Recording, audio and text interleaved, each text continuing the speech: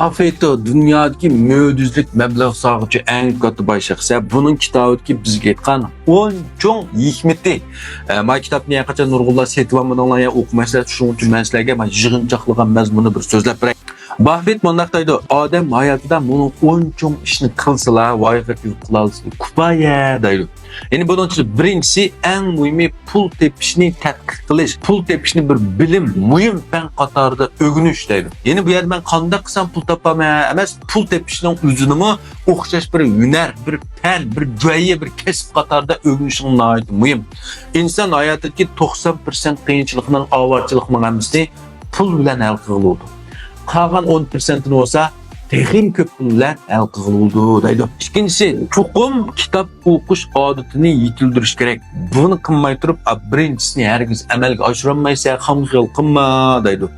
Va endi bu yerda Buffett bizga odam hayotida savdoga munosabatlik, falsafa, tarix, iqtisodga doir kitoblarni ko'proq o'qishni bekerek tavsiya qildi. Muşundak kitaplarının tolu satı ben koymayın. Şunak o. Üçüncü birisi parasetlik, icabi, aktif, akıllık dostlarını, ustazlarını tutuşku mayır oluş gerek deydi. Çünkü insan hayat dokmuşu da gangıraydıgan nurgun işlağa, işkilindiğen nurgun tallaşlağa usuraydı. Muşundak vakitte şu akıl parasetlik, bilimge tuyunugan, sizi kargan, jirahın küralaydıgan dostlarınız ya ustazlarınız sizge bir yaxşı teklifini bir alaydı. Şunun için hayatınızda xalqni mehmon qilib kuchli tamog'ini setib bo'lsinmi, boshunda ustoz do'st yaran tutishga mayil bo'ling deydi Buffett. To'rtinchisi badan chiniqtirishni qat'iy davomlashtirish, haftada muvofiq harakat qilib chiniqib turish. Endi buning ichida cho'qqim kasbiy tanarkachilardek chiniqib ketmasanmi, hech bo'lmasa ot minish, suzish, yuga o'ynash, to'p o'ynash, bog'chada asta yugurish qatorliq bo'lsin mayli, lekin haftada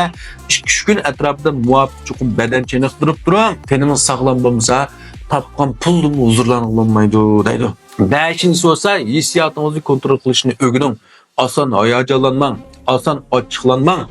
Hayattaki nurgun puşaymanla afmandaqlıqna degan ishlarning hammasi amaliyotda ya siz bek açıqlanganda besilgan xato qadam yoki bek xo'shalib ketib hayajoningizni basamaganda besilgan xato qadam. Shuning uchun o'zingizning hissiyatini kontrol qilishni biling deydi. 6. birisi cho'qim uzoq mezgillik nishoniniz bo'lsin. Nishonsiz mangan kema har qancha mansini qirg'oqqa mangu yetolmaydi deydi. Shuning uchun hayotingizda plan tuzing, nishon tuzing. 1 yillik, 5 yillik, shunami? 1 yilning ichida manchilik iqtisod to'playman. Men narsalarga erishima, men narsalarni cho'qim setib olaman. 5 yildan keyin menda qarab turmushga erishima deydigan cho'qim nishoningiz bo'lsin. Shu nishon qarab kunda azdan bir qadamdan bo'lsa-mu asta-asta yiqilishing deydi. 7-si o'zingizni taraqqiy qildirib turing. Ya'ni bu degani o'zingizni shunji qilib turing demekçi. Masalan, telefonlarimizning sistemasini pat-pat shunji qilib turamiz. Yanglashib chiqqan vaqtni o'zida, shunami?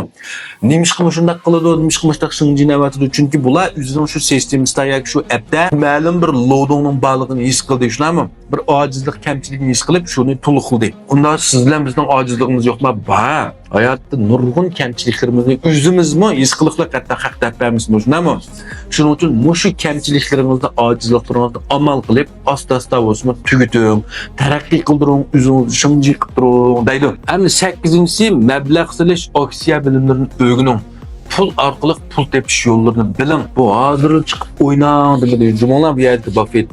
Ya'ni odam hayotida hech o'zining kuchiga, aqliga emas, zehniga vaqtini tayinlab pul tepish emas, topgan puldan huzurlanishingiz kerak. Shuning uchun endi ma'lum bir majburiyatdan keyin endi pul orqali pul tepishni o'rganing deb. Bu to'g'riliq men nurg'un kitoblarni tavsiya qildim. Lekin birasini setib olmadinglar.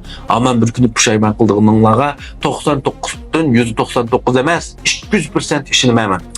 Endi 9-si oilaning muhim o'rin qo'ying. Doim vaqt chiqarib oila a'zolariga hamroh bo'ling, paranglashing, mungdishing, birga sayohat qiling deydi.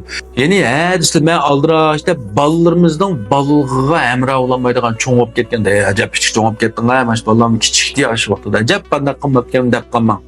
Ota-onangiz qerib kasal karotidan tushunmasib qolganda, ey yosh vaqtida bir sayohat qizi u yerga bu yerga birga opamab ekanman.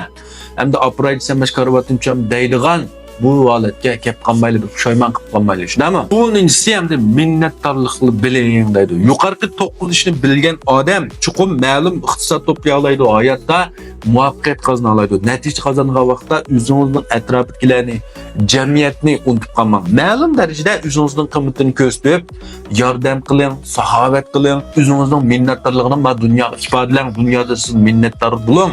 Minnatdorligi yo'q odam eng qo'rqinchli odam deydi. Bu Buffett'in öğrenişteki acayip çık nesle var. Vallahi ma kitaplarının asli bası 68 koyken tok hazır aran 18 koy güvensem iş kalsanlar anlaymadı sizler. Baptı. Makle. Hoş emsen.